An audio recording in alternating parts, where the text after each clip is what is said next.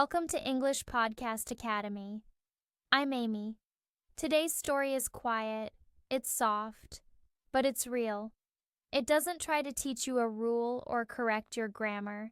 It's not about goals or tests. It's about a feeling, a rhythm, a voice you can trust.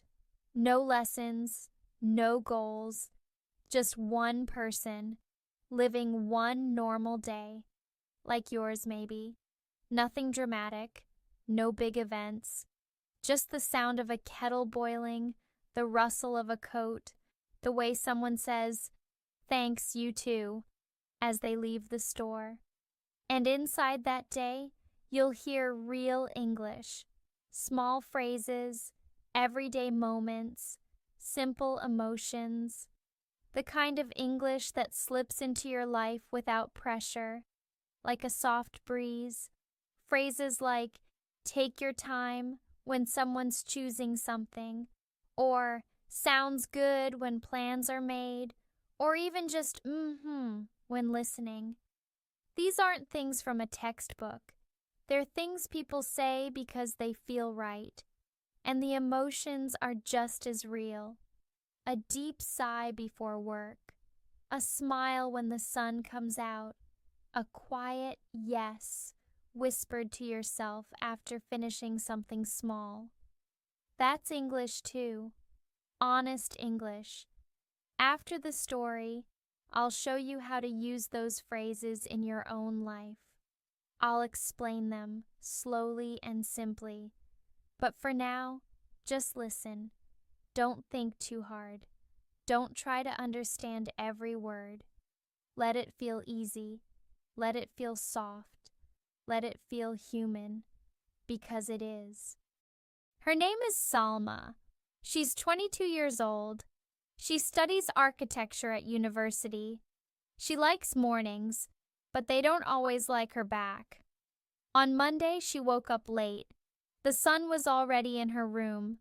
Her alarm didn't ring, or maybe she forgot to set it. She looked at the time and said, "Oh no, not again." Her voice was half asleep, half panicked. She jumped out of bed, rushed to the bathroom, tied her hair up quickly with one hand, and pulled on her favorite jeans and a gray hoodie, the one with a tiny paint stain near the pocket. She grabbed a piece of toast from the counter, still warm, and ran out the door with her backpack hanging off one shoulder. When she reached the bus stop, she saw the back of the bus turning the corner. It was already gone. She stood there, breathing fast, and said under her breath, "Of course, perfect timing." Not angry, just tired. The kind of sentence you say when the universe is being a little too predictable. She waited. 10 minutes, then 20. The street was quiet, except for the wind and the sound of someone walking their dog. Finally, a bus came. She got on, tapped her card, and sat by the window. She didn't look at her phone, just looked outside, quiet, headphones in. Next to her, a woman sneezed twice. Salma turned slightly and said gently, "Bless you." The woman smiled, just a small one, but it was enough. At class, her friend Maya leaned over and whispered, "You missed the first part." Salma smiled with one corner of her mouth and whispered back, "I figured." Not annoyed, just accepting it, like two friends who've shared this moment too many times before. At lunch, they sat on the grass outside the building. It was sunny. Not warm, but sunny. The kind of sunlight that feels like a quiet promise. Maya pulled out a sandwich, turkey and cheese, and took a bite. Then she held it out. "Want some?" Salma took a bite and said, "You're the best." Maya rolled her eyes and replied with a grin, Obviously. Later, they went to a cafe to study. It was noisy, machines hissing, cups clinking, but cozy. The kind of place where you can hear people talking, but it doesn't bother you. Salma flipped through her notes, pages full of lines and labels and tiny handwriting. She stared at one diagram for a long time, then shook her head. "This makes 0 sense," she said. Maya leaned closer. "Want me to explain it?" Salma let out a soft sigh. Not dramatic, just real. "Please do." The rest of the day was just normal. No big news, no big emotions, but soft, familiar. The kind of day you forget by next week, but when you think back, it still feels safe. It still matters. "Oh no, not again." This is what you say when something frustrating keeps happening. Maybe your alarm didn't ring, again. Maybe you spilled coffee, again. It's not dramatic. It's more tired than angry. You know this moment. It's familiar. "Oh no, not again." Just 4 words, but full of feeling. Perfect timing. Usually this phrase means something went well. But here, it's sarcastic, ironic. You say it when things go wrong, but in a very expected way, like running to catch the bus and watching it drive away. You're not really surprised. You just say, "Perfect timing," and let the moment pass. "Bless you." Simple, kind, automatic. When someone sneezes, you say, "Bless you." It doesn't matter if they're a stranger. It's just a small way to show care.